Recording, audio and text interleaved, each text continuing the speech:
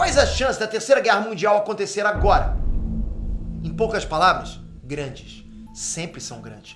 Para uma guerra global acontecer, são necessários 3 elementos.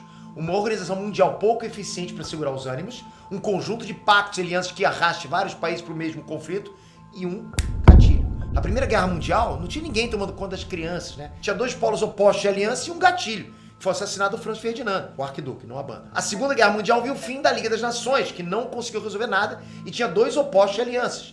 Não houve um gatilho exato assim para a Segunda Guerra Mundial, mas tinha muita vontade daquele cara lá de ver o circo pegar fogo. Então bastou um líder carismático e expansionista para arrastar o mundo para a loucura total. E aqui agora a gente está no século XXI. As Nações Unidas existem, mas a eficiência das Nações Unidas para evitar conflitos entre grandes potências é praticamente nula, não existe. O mundo está de novo polarizado, não só ideologicamente, mas polarizado em fortes alianças políticas e militares. A gente tem de um lado as forças da OTAN e a regra pétrea. Se um país da OTAN for atacado, todos têm que responder, essa é a regra. Do outro lado a gente tem China, Irã, Coreia do Norte e Rússia, que possuem diversos acordos de cooperação. O que está faltando? Um gatilho? Gatilho é justamente o que não falta, né? Vamos citar rapidão alguns gatilhos aqui. Invasão da Ucrânia, invasão de Taiwan ou tentativa de independência de Taiwan, disputas de fronteira entre China e Índia, guerras de fronteira entre Paquistão e Índia, a situação permanentemente tensa no Oriente Médio, situação permanente tensa entre Coreia do Norte e Coreia do Sul. Em qualquer um desses cenários, qualquer um, pode acontecer uma escalada de participantes, uma escalada de armamentos. Qualquer um desses cenários pode ser o primeiro dominó da fileira. Você lembra? A ameaça de uma Terceira Guerra Mundial nunca deixou de existir, nunca deixou de ser pensada, mesmo sendo impensável. E a gente não pode parar de pensar mesmo, porque a gente tem que encarar esse risco de frente e lutar para que isso não aconteça. Nesse momento, a Rússia está com apoio claro da China, da Coreia do Norte e do Irã na invasão da Ucrânia. A Coreia do Norte literalmente enviou tropas para o fronte ucraniano, além de contribuir com munição e suprimento.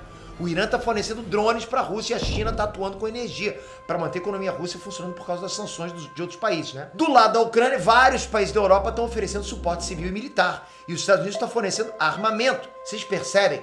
2 polos opostos, uma organização internacional no meio que não consegue interromper a guerra. Se a gente analisar friamente a guerra da Ucrânia, ela já é uma guerra mundial, né? Contida ali nos territórios da Ucrânia e da própria Rússia. É uma tempestade na garrafa, é o que está acontecendo. Agora vamos para o outro lado do mundo, para Taiwan. É outro barril de pólvora. É território chinês. Os chineses não abrem mão da soberania ali. O Ocidente fica alimentando a ideia de que Taiwan pode se tornar independente. Virou, mexeu, tem manobras militares na região. É um equilíbrio muito delicado. E o que acontece se esse equilíbrio for perturbado? O Japão é arrastado por uma guerra, né, por causa das bases militares próximas. Os Estados Unidos apoiam o povo de Taiwan. A Austrália já se manifestou que apoiaria Taiwan em caso de invasão chinesa. Indonésia, Malásia e Filipinas também entrariam na briga. A gente já teria aí 3 continentes envolvidos. Também já poderia ser chamado de guerra mundial. Bom, subiu mais um pouquinho na Ásia agora. Coreia do Norte está ali, com o dedo no botão de armas nucleares. Com o dedinho. Existem bases americanas no Japão. Existem quase 30 mil soldados americanos na Península Coreana. O clima ali é tenso desde os anos 50. É outro caso em que basta o gatilho. Você já ficou nervoso? Calma, tem mais. Eu imagino que vocês já tenham ouvido falar de Henry Kissinger.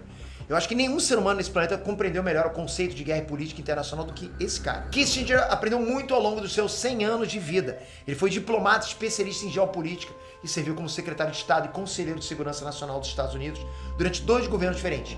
O Kissinger foi Nobel da Paz em 1973. Enfim, em 2023, Kissinger deu uma entrevista gigante para a The Economist e falou sobre o crescimento da China.